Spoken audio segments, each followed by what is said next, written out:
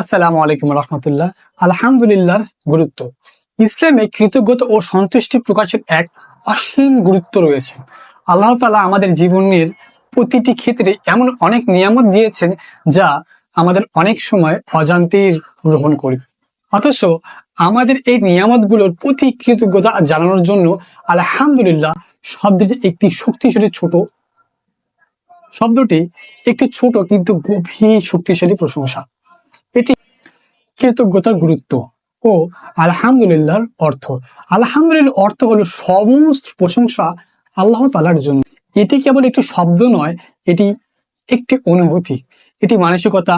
প্রতিটি মুহূর্তে আমাদের জীবনে যেখানে আল্লাহর রহমত ও বরকত দ্বারা পূর্ণ, সেখানে আলহামদুলিল্লাহ বলার মাধ্যমে আমরা আল্লাহর কাছে নিজের কৃতজ্ঞতা প্রকাশ করি। আল্লাহ তাআলা কুরআনে বলেছেন, আপনার পালনকর্তার কাছে কৃতজ্ঞ থাকুন। যদি আপনি কৃতজ্ঞ থাকেন তবে আমি আপনাদের আরো বাড়িয়ে দেব, কিন্তু যদি আপনি অস্বীকার করেন তবে আমার শাস্তি কঠিন। সূরা আল ইব্রাহিম আয়াত 7। এই আয়াত থেকে বোঝা যায় যে কৃতজ্ঞতা প্রকাশ করা আমাদের জীবনের সফলতার জন্য একটি অত্যন্ত গুরুত্বপূর্ণ বিষয়। কৃতজ্ঞতা আমাদের সম্পর্কে আরো দৃঢ় করে এবং আমাদের মনের শান্তি ও সুখের অনুভূতি সৃষ্টি করে। কৃতজ্ঞতার মানসিকতা। আলহামদুলিল্লাহ বলা আমাদের অন্তরকে একটি শুদ্ধ মানসিকতা প্রকাশ করে। এটি আমাদের মনের আশাবাদী মনোভাব তৈরি করে এবং আমাদের জীবনের যে কোনো পরিস্থিতিতে ধৈর্য ধারণ করার শক্তি দেয়। যদি আমরা প্রতিদিনের জন্য আলহামদুলিল্লাহ বলি, তাহলে আমাদের বুঝতে পারবো যে আমাদের জীবন কতটা আশীর্বাদপূর্ণ। এটি শুধু ব্যক্তিগত জীবনের জন্য নয়, বরং পারিবারিক, সামাজিক, সম্প্রদায়ের জন্য অত্যন্ত গুরুত্বপূর্ণ। যখন আমরা কৃতজ্ঞতা প্রকাশ করি, আমাদের সমাজ ভালোবাসা ও সহযোগিতার পরিবেশ সৃষ্টি হয়।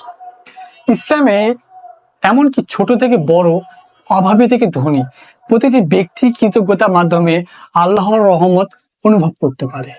আলহামদুলিল্লাহর প্রভাব। বিশ্বাসীরা যখন আলহামদুলিল্লাহ বলে, তখন শুধু আল্লাহর প্রশংসা করে না, বরং তাদের জীবনে সঠিক দিক নির্দেশনা লাভ করে।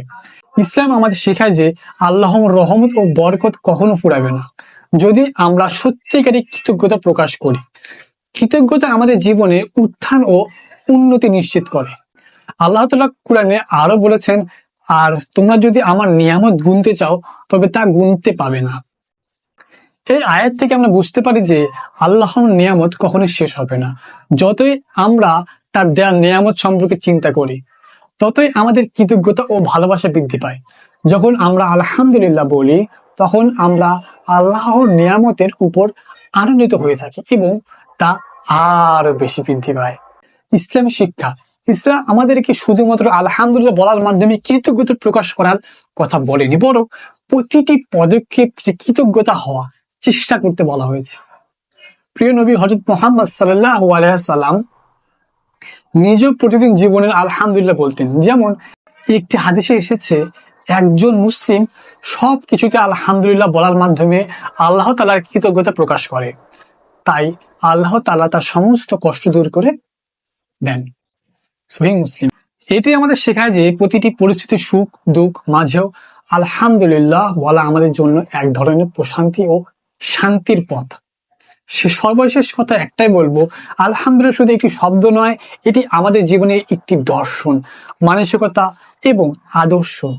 আল্লাহর প্রতি কৃতজ্ঞতা প্রকাশের মাধ্যমে আমরা আমাদের জীবনকে শান্তি, সুখ, সাফল্য আনতে পারি।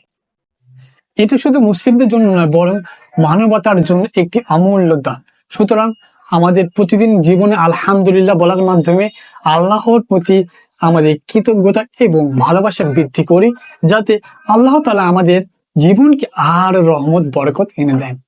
আসসালামু আলাইকুম ওয়া রাহমাতুল্লাহি ওয়া বারাকাতুহু।